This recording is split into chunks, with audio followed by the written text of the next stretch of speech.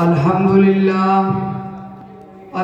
لله الذي شرفنا لعلوم الحديث والقرآن، والصلاة والسلام على أصحاب الصفة وعلى آله وأصحابه الكرام. أما بعد، فأعوذ بالله من الشيطان الرجيم. بسم الله الرحمن الرحيم. قل هل يستوي الذين يعلمون والذين لا يعلمون؟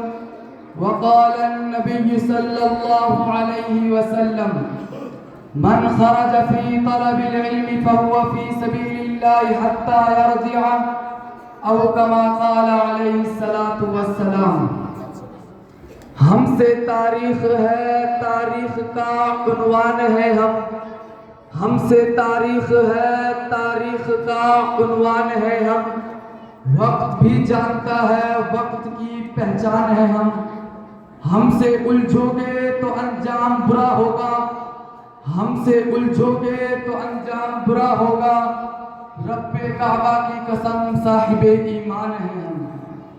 قابل صد تکریم صدر محترم حضرات علماء کرام، مہمانان عظام اور میرے مشفق اساتذہ و طلبہ، السلام علیکم ورحمۃ اللہ وبرکاتہ.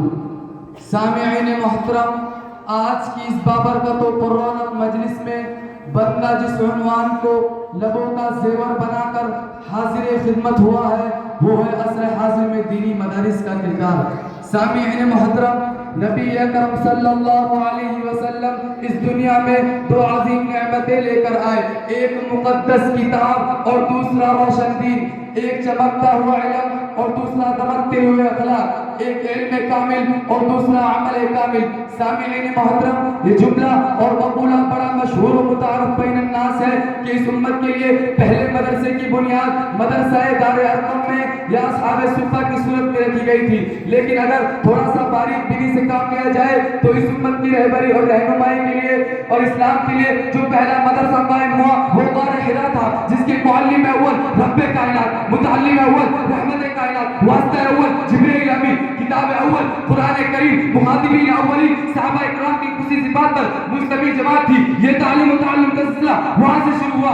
سامعین محترم، اب آئے ذرا دور حاضر میں ان دینی مدارس کے کردار کا جائزہ لیتے ہیں تو فوراً ذہن کی گلیوں میں یہ سوال گردش کرنا شروع کر دیتا ہے کہ ان دینی مدارس کا کیا کردار ہے. اعلیٰ ضمن باطل تراصل ان دینی مدارس کے ذریعے نہ صرف اصلاح معاشرہ، اسلامی افراد فسائل زندہ و تابندہ ہوتے ہیں بلکہ اسلامی علوم و فنون کی ترویج جیسے مبارک عمل اسلامی کلچر میں جاری رہا کرتے ہیں. اور یہ بات بھی روشن کی طرح واضح ہے کہ اگر آج یہ دینی مدارس نہ ہوتے تو آپ کے نکاح پڑھانے والا کوئی نہ ہوتا، اگر آج یہ دینی مدارس نہ ہوتے تو آپ کا جنازہ پڑھانے والا کوئی نہ ہوتا، اگر آج دینی مدارس نہ ہوتے تو حقوق والدین کو بتلانے والا کوئی نہ ہوتا، اگر آج دینی مدارس نہ ہوتے تو حقوق زوجین کو بتلانے والا کوئی نہ ہوتا، اگر آج دینی مدارس نہ ہوتے تو رب کی توحید کو بتلانے والا کوئی نہ ہوتا. ہاں توجہ کرنا، اگر آج ہم مسجد میں چٹائی پر بیٹھ کر اشاعت دین کی بات کرتے ہیں تو یہ دینی مدارس کا کردار ہے. اگر آج دنیا کے کونے کونے تک تبلیغی جماعت تک پہنچی ہوئی ہے تو یہ دینی مدارس کا کردار ہے. اگر آج کوئی ناموس سے رسالت کے لیے لیتا ہے تو یہ دینی مدارس کا کردار ہے. اگر آج کوئی ناموس سے صحابہ کے لیے لیتا ہے تو یہ دینی مدارس کا کردار ہے.